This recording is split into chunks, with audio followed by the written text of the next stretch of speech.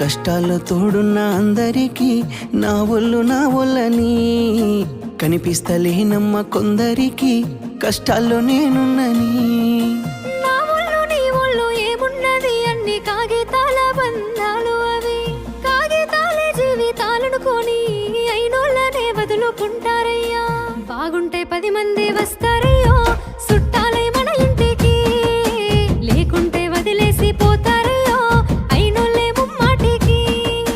చూస్తున్న చుట్టంత కళ్ళతోని జరిగేది నాటకమే, నా ఒళ్ళు మా ఒళ్ళు అనిపించేది చేత చెల్లేటి కాగితమే.